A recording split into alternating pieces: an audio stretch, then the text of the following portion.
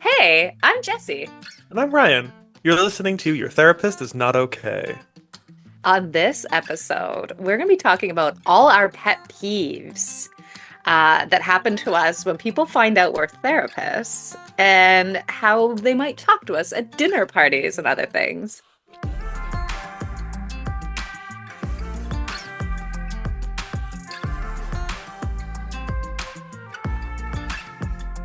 In fact, we called this episode Therapist at Dinner Parties and Other Things We Are Not.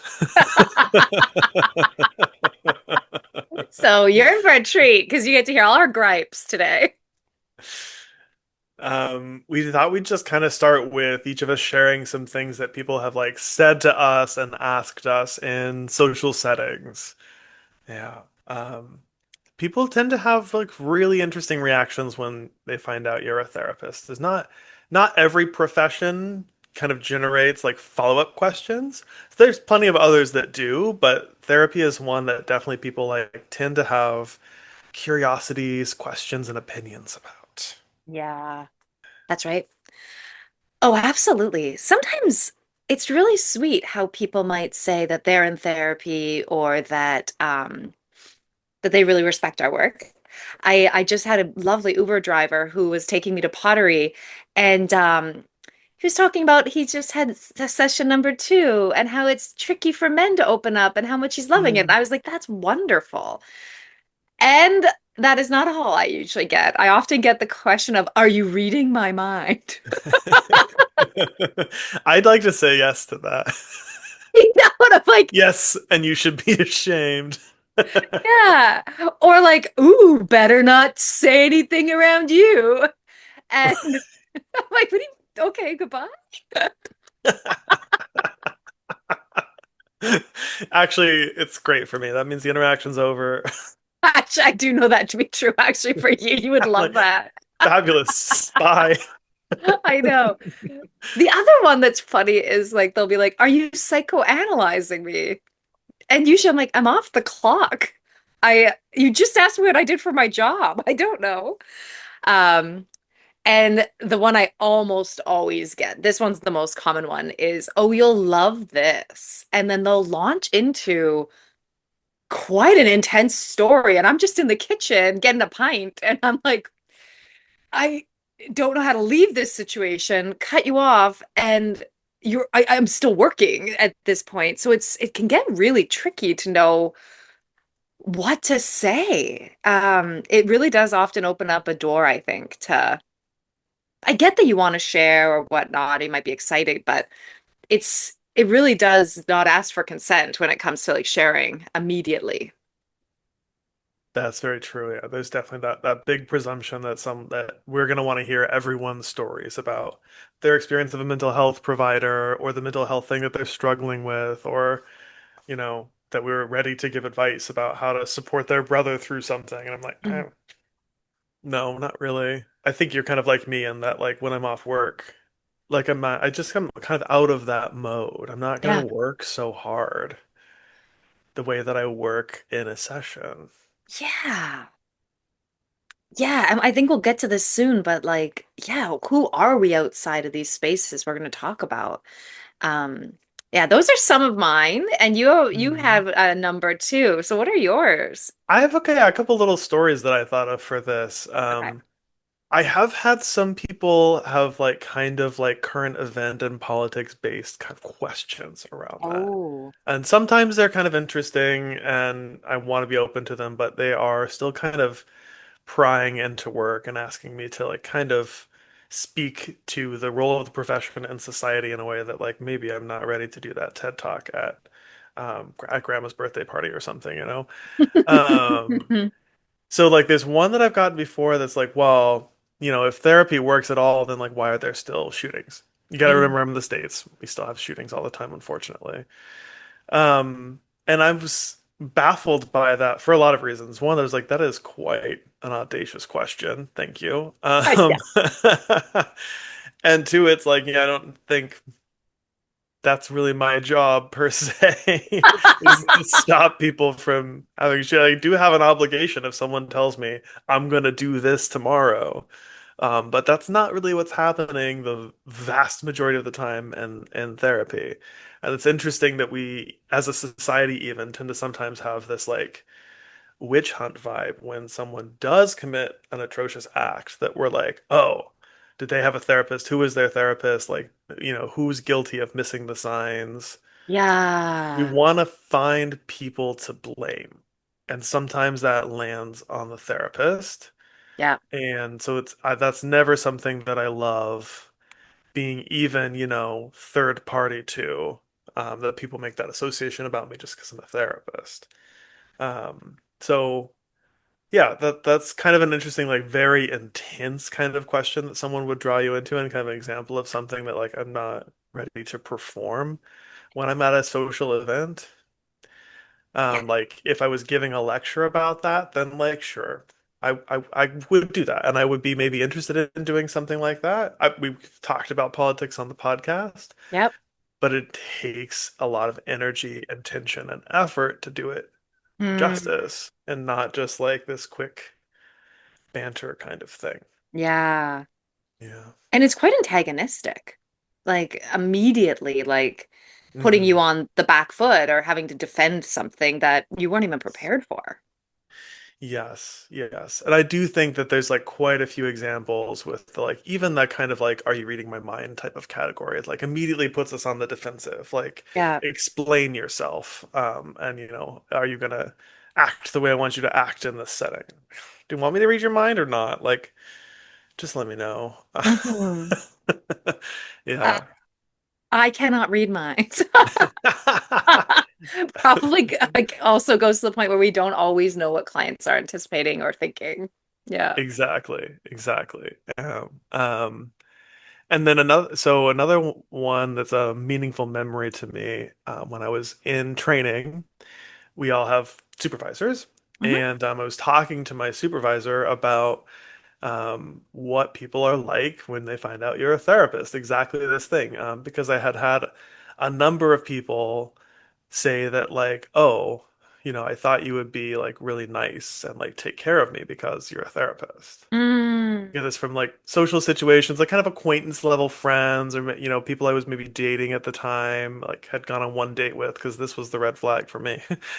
Um, and so I was kind of talking to my supervisor about this, who's a Scottish woman, and she goes, "Oh, Ryan, I'm no a nice person."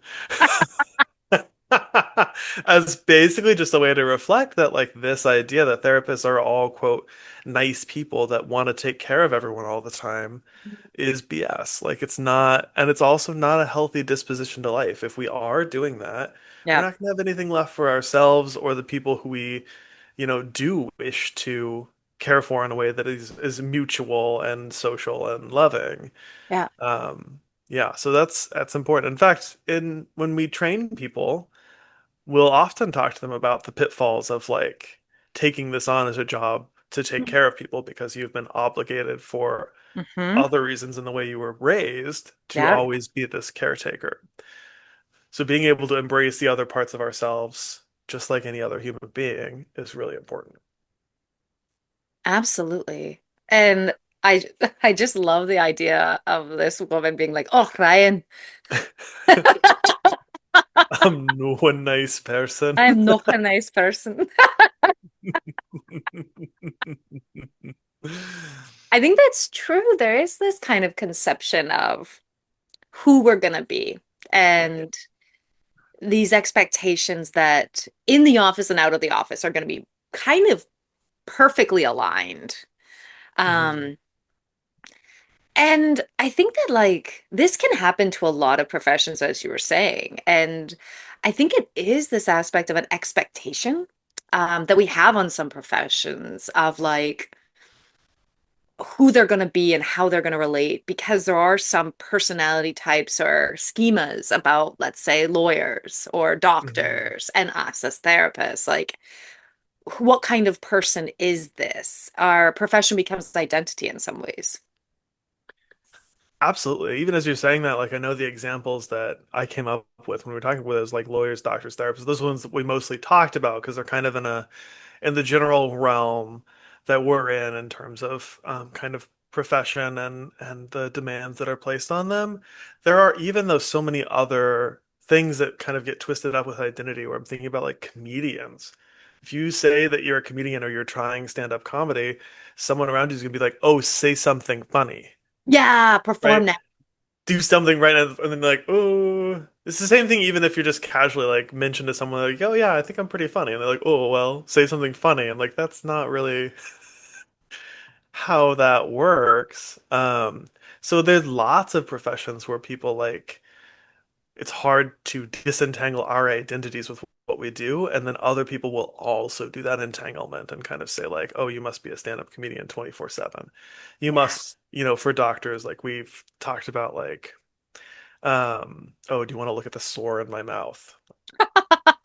They probably don't. Yeah, they'll also get kind of like asked for various things when they're off the clock. And some may want to do that, right? Like some, I mean, boundaries vary from person to person. Um, but there is an assumption that you're going to work for me now. And I think it's actually quite a kind thing, I guess. Like people are trying to relate. Uh, Mm, I think that there are many professions where there's not a lot to go on because you don't know very much about that profession. Like I wouldn't know much to say to like a structural engineer, right? I don't know all the ins and outs. But with therapy, you might be in therapy.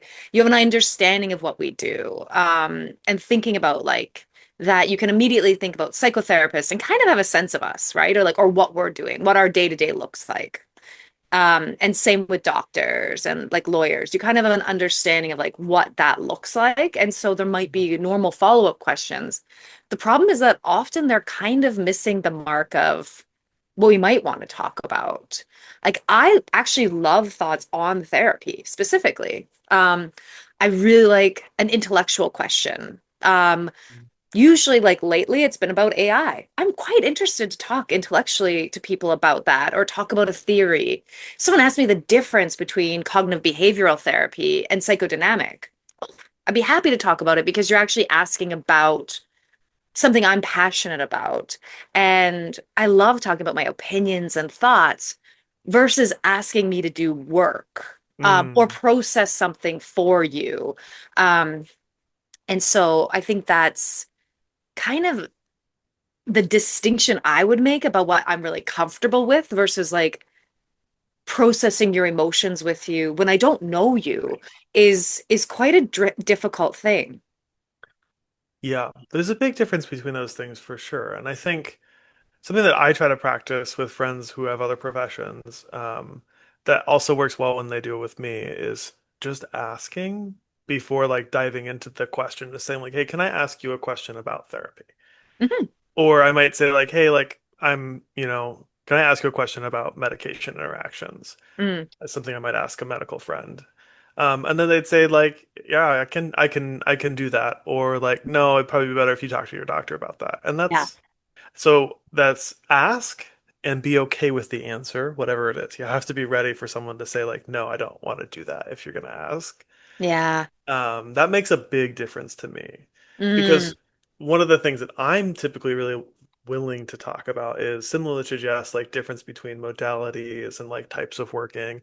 I'm also really happy to help people find referrals in like not a super intense like find me a facility kind of way, but like if someone says like, do you know a therapist that works with this type of issue or this type of population? I'm happy to do that, especially because most of the people that are going to be asking me these questions, I can't be their therapist because we have another relationship. yeah. Yeah, so I'm all them. I love making therapy accessible by having those referrals, Yeah. and that feels like the appropriate level of engagement. Similarly to like if I asked a medical question to a medical friend, like I would be most interested in them saying basically like you should go to the doctor or like it's not a big stress. Mm, Yeah. Or you're going to need a podiatrist for that, not an orthopedic. I don't know. yeah. I think as you were talking about that and using the term friend, I kind of got thinking about there is a difference between meeting someone at a party and them finding out what you do. And for me, I would say my close people. And they're Mm, usually the ones that are like, I don't want you to have to work for free right now, Jess. So sorry. And I'm like, oh, you're processing a breakup. Like, I'm your buddy. Of course I'm here for you with that. Like, it's a completely, I think I've said this in other mm, podcasts, it's completely different kind of listening to be a buddy to somebody and be with them in the good and the bad versus somebody being like, oh, let me tell you about my dad. And I just met you. That can be quite tricky. To navigate a stranger, whereas with a friend, we have that longevity.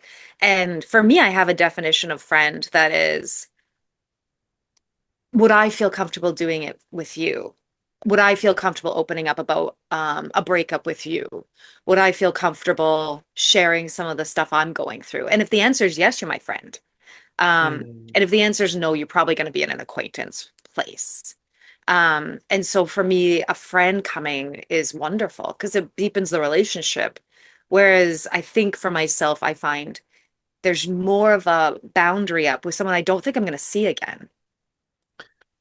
Yeah, that's a really good point. Yeah, yeah, thinking in kind of friend terms.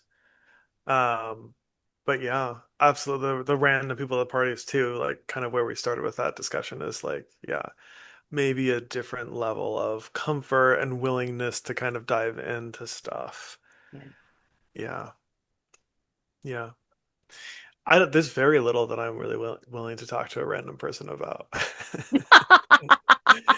I try to be an honest person, so like it doesn't I haven't really found like something else to say that I do that feels like good to me. Sometimes I'll just say I'm in mental health, and sometimes people don't ask more questions, but usually they do. Yeah. Um, so that's interesting. Actually, having the podcast, I can sometimes kind of deflect and say like, "Oh yeah, if you're interested to hear more, you can check out my podcast." Good Can kind of be like a job. little bit of a barrier. Like I'm giving them something, Yes. but it's not something that takes more work because it's already recorded and it was a passion project that we chose to do. Yes, that's so true. Yeah. Um, and I like that because you also have to tell them the title, which maybe gives more away than you meant to anyway. That's true. There is actually that's something that's really cool. Like that's something I don't mind is Yeah, if when people are like willing and interested in perceiving me as a like a complete person, right? When they yeah, think, "Oh yeah, of course your therapist is not okay," and we can have kind of a laugh yeah, about the universality of mental health challenges. yeah. Oh yeah, for sure. Hmm. We had kind of when we were planning this episode, we had come up with a term that, if I'm correct, Carl Rogers had likened, which was conditions of worth. And Rogers was talking about conditions of worth of like how are we expected to show up and be? And for him it was usually with familial kind of relationships of like how do we get love? Hmm. And you and I were kind of thinking that's an excellent term, conditions of worth, to kind of put into what do people expect of us? As soon as we kind of tell them who we are, or if they know that we are in this profession, what are their expectations Hmm. about who we're supposed to be? Yeah, that's a really interesting topic to kind of talk about and think about what are society's conditions of worth for therapists and other professions, and when do we and do we not kind of meet those? Mm, 'Cause that's a lot of the work that Rogers would say therapists do with their clients is maybe kind of break down some of those conditions of worth, get to the root of them, and then find out is chasing this condition serving me or is it harming me? yeah, Right? Is the story that I have to be of service to deserve love? And then that might be something that we want to work on and think about like actually maybe I just inherently am, worthy of love. yeah. Um, yeah, so I think that kind of brings up the question of who are we actually outside of session, which we've talked about some before, but there are some things about managing the identity of therapist alongside what we do outside of work. Yeah. I'm thinking about how we're expected to show up, Mm, how we're expected to perform like therapist um, at the bar, on a night out, at a dinner party. Um, And how this really does leak into this outside world where it's almost like I'm not supposed to leave the office. Jess, like that is who I am, which I Mm. mean, you and I know, and anyone who's listened to this for the 3 seasons knows, like, we're not really all that different on the podcast than we are in the therapy office. So the Jess you're getting is going to be very similar, but I'm in a different space. I'm usually letting loose. So there's a difference to that kind of expectation. Um, and thinking about it, like if we use doctors, for example, like they are not necessarily healthy. Mm. I remember reading an amazing statistic about how many doctors smoke cigarettes. You know, like they're not necessarily taking their own health advice.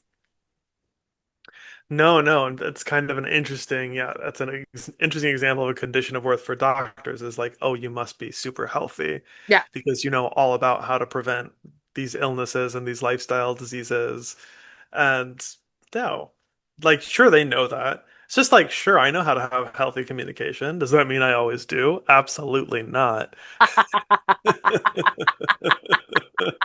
Absolutely not. So it's kind of that like um that whole veneer that we've been working on breaking down actually from the beginning that says like, oh, you're a therapist, you must always be ready to engage in supporting people. You must yourself be extremely mentally healthy at all times. And while we do like, take a certain perspective that, we do, of course, try our best to be healthy like everyone does. Mm. That doesn't mean that when you see us out and about, we're not out because we've just experienced painful and our friends are comforting us. Mm. Absolutely. Yeah. Absolutely. Or like what do you do if you run into your medical doctor at the bar and they're like 5 pints deep and having a smoke outside, right? There's I would, some judgment I think that comes along with yeah. that. I was just thinking about how I would feel so much better about myself. Yeah, just to witness that kind of authenticity. They're like, oh, I don't take your advice and neither do you. Same girl, same. It's fine. You see them, they're like drinking, and you're like walking on your leg when you shouldn't be, and you're both like, ah. Gotcha. Gotcha, girl. Yeah. I think I like that idea of like if they saw us, like what if we're in pain being like supported by our friends? Mm, Because I think that one of the things for myself at least, like outside of the office, I really need to decompress for my own mental health, but also so I don't burn out. For me, those nights is kind of a way for me to break away from that identity so that I have space from this line of work. I need that. I need that because if I don't, I'm going to burn out for sure. And I think about that with entertainment, I look at mm. in the sense that it's actually incredibly rare for me to pick a movie that is good. I just realized as I was saying this.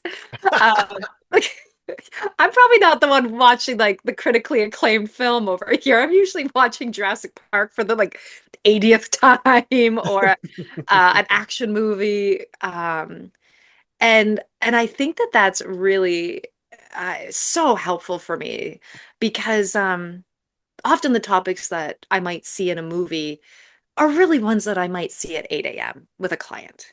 Um, I don't need to watch a movie to understand how someone navigates sexual violence, right? Like I specialize in that. Mhm. Um, or like all of these different ways of like navigating the world. I totally understand why someone else might find that incredibly riveting and interesting because your whole line of work isn't already steeped in that. For me, that doesn't break me away. And on a night out, I love being able to just be ridiculous and have fun, having silly chats, making up songs, doing all sorts of things that ostensibly aren't therapist, Jess, but are Mm. ways for me to be able to continue being therapist, Jess, because it allowed me to relax. Yeah. Yeah. that makes a lot of sense. Like we definitely need that kind of separation and space to not be so engaged all the time. I've definitely Mhm. made lots of decisions about like, yeah, I'm not probably gonna watch that show. Like I've heard it's amazing, but I don't know if I can do that. Or I've watched a show and then halfway through been like, I don't think so. Yeah. It's really good, and maybe that's the problem. Kind of like you were saying, is like, it's really capturing this mental distress, and I've just spent the day capturing mental distress. So Yeah.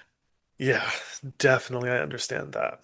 And I actually kind of think about, thinking about that doctor example that we were laughing about, like there can actually be a lot of relief almost, and for some people in witnessing their provider be normal, like you were saying that like, oh, that would make me feel a little bit better about myself. I heard a story years after it happened from some folks that I helped train, who were really nervous at the start of school because of some things they'd been told about like their public identity. They were like, don't Mm. be seen going out, be careful with your online presence, all these things, which some schools really do emphasize. And they had been out. I didn't know this, but they were out at the bars and I was there too. And they will not to this day tell me what I was doing. But I'm pretty sure it was Pride 2018 was a wild year. I was probably being pretty ridiculous and over the top and having a great time, and I did not even see them. But they told me years later, they were like, seeing you just be free and live your life was kind of the nudge we needed to know that, like, oh, I can still go out, I can still enjoy myself and still grow and develop as more than a therapist. I don't Yeah. have to be afraid all the time. Yeah. And while some people might disagree with my approach to life, I'm really proud to like be able to offer that experience to them where they can Yeah. just feel a little bit more free. Maybe take a step away from the more colonial medical power perspective of what Yeah. a therapist is and more into the what we lovingly call batshit of what a therapist could be. And some of that might sometimes include substances that, we're talking about. They might see us at a bar. Hmm. They might see us having a smoke Yeah. and not being put together because we're not kind of being watched at that time. This gets more complicated if that's something you're working on with a client. So there are kind of situations where I'm more conscious about that, especially in the past when I worked mostly in substances. Mm. So I would say that there are choices we have to make about professionals about like kind of what are we open to coming up if someone witnesses us. And I've been caught out kind of by that before. Mm. Um, so that can be difficult and it can impact the work. So I Yeah. guess I do also want to say that like there are kind of gears turning in our heads often about like Oh yeah. how do I want to be seen? And it's not just do we want to work or do we not want to work? It's also are the conditions right now such that it's appropriate even for me to work? I can't help someone process something on a one-off in a loud environment the way I can Yeah. after several sessions in a quiet, Yeah. contained, safe area. So it's also for other people's safety that we're not just going to be like, tell me more about your trauma patterns, Yeah. by the bus stop. Yes. Absolutely. I think that's a really cool point about we're talking about wanting to be free, the expectations. And what you really picked up on, which is really cool, is we're creating a scenario that we're assuming that there's not a client present or that we're not doing work, right? Hmm. However, you're completely right. Like there are many places actually in Toronto that I might probably never go to because I know a client works there. Like I'm not going to go get drunk in a bar that my client will be the bartender to. Um, it's would feel really weird to be served by the person that I help, you know, or to have them in that position. Um, and where I'm customer, so to speak, you know. Um, and there is that kind of mental work we do. If we see somebody that we're probably working with in public, more likely than not, we'll probably make a pretty discreet exit. Yeah. Um, and Pride's a really cool example. There's a lot of therapists who also will talk to their clients about what happens if we see each other. You might Yes. catch me in drag. You might catch me in having fun and enjoying Pride because it's also for me. Um, how would you feel with that? Like it can be part of the work preemptively, but you're right, we will be doing that work um, Hmm. with somebody. As soon as I find out someone's living near my area, I generally speaking say, it might not be uncommon for you to see me walk Maggie. But how would you like that interaction to go? What would you need from that interaction? Just Hmm. in order to kind of preempt the possibility. Right, right. And that, I mean, being trained in Edinburgh, they often say Edinburgh is like a village. Like Yeah. everyone walks almost everywhere, so like you run into people a lot. So that was a really normal conversation to have with all our clients, just to say like, if I see you in public, I won't acknowledge you unless you acknowledge me. That's not because I don't like you. That's because I have to protect your health information. Those kinds of conversations. And definitely, I find this comes up a lot in the queer community. I really like working with gender expansive people that I share identities Hmm. with. And it does mean that we might end up being at the same events, the same social places, etc. So like that can be an important conversation to have. And yes, Pride is a really important time to be having that conversation, especially if it's a new client that may have not seen you like that before. Mm. So how should you relate to your therapist? Or if you find out someone is a therapist? Yeah. Good question.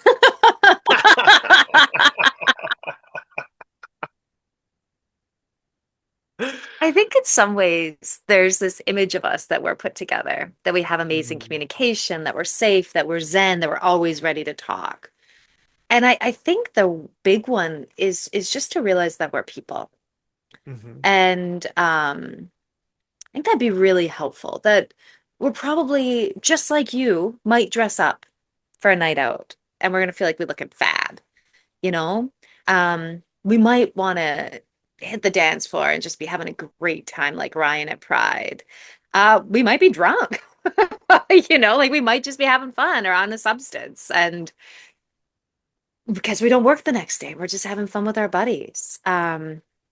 And I think one of the things that's interesting is like I'm insanely silly on a night Mhm. out or when I'm with buddies. You know that. Actually, everybody at Centered Self knows that. Um, and it's funny how people will be like, "Oh, wow, and you're a therapist." And I think one of the things I really want to say, I'm like, not right now, and not Mm. yours. Um, and I think that kind of real person thing is Yes. would really help that. Yes, absolutely. The not yours is a really big one for me. Like, oh yeah, yeah, but not yours. So Yeah, definitely to like put us as just a person you're meeting ahead of our profession. Just yeah, like, this is Jessie and she's a therapist, not this is a therapist. yeah, Oh, look, I met this cool therapist. yeah, She's fair. also a person. Like I think that's a really good way to think about it. Is it's just like how would you react with anyone else? Mm, Um, yeah. yeah, So I think that something that we really talk a lot about on this podcast and just the two of us in general too is like most of the therapists that you meet, especially those great therapists, are folks who have had trauma too. yeah. So we're going to be navigating stuff as well. And we're learning to, as Jess said, like we're always trying to be authentic and also embrace our Mm, playful side and not always have to be just like sorting through the muck, but also finding the joy and being goofy, just like we would encourage our clients to do. You are not only your survivor self, you can also be playful and fun and smart and discerning. And this is all kind of that practice of being authentic and taking off some of these conditions of worth. yeah, yeah. And allowing that veneer to kind of go away. That, yeah, we've had trauma and we're, as Carl Jung says, wounded healers. We're Hmm. walking alongside you as we're doing our own journey. And I think Hmm. that's really beautiful that you said that because it's like, as we're navigating authenticity, we're also breaking out of some of our own shackles, um, our own reasons that we're in therapy. Um, Mhm. and being able to kind of realize that it kind of likens back to that episode we did on fixed and how we really don't like that term, right? Like Mhm. that kind of co-journey is a really cool way, I think, to see somebody. Absolutely. And I think, allowing us, us allowing ourselves and others also allowing us to kind of shake off those conditions of worth is kind of a form of, resisting the way that they've actually been put on us. That can be very liberatory. That's like, I'm not just what you perceive me to be, which I think I talk about with clients all the time. You are so much more than how people perceive you at first glance. This Mm. especially comes up with people who are working through kind of identity-based challenges or who've been marginalized by society. That's like you're not just that first impression that someone Yeah. decides to make. We done? I think we're done. I think we are. I was just gonna say, I think you're fabulous. You're My so sweet. my Stop perception of you is that it. you're fabulous. Well, that one's correct. Yeah. That's how we'd like to be perceived as Yeah. fabulous. Yes. Please perceive us as fabulous. And don't tell about your trauma at a dinner party when you just meet somebody. Yep, those are the hot tips. Yep. Thank you all for tuning in. It's been a delight to get to share some of our gripes, some of our experiences, and also like some of the hopes that we're leaning into. Yeah. Thanks so much for listening. If you enjoyed this episode, check out our others. And stay tuned for even more episodes coming up. Follow us and leave a review on Spotify or wherever you listen to your podcasts. And please tell your friends. You can also follow us on Instagram too at Your Therapist Is Not Okay. Also, if you have any questions that you want us to answer, send us a DM there. We would love to answer your questions. And a lot of our topics come from listeners just like you.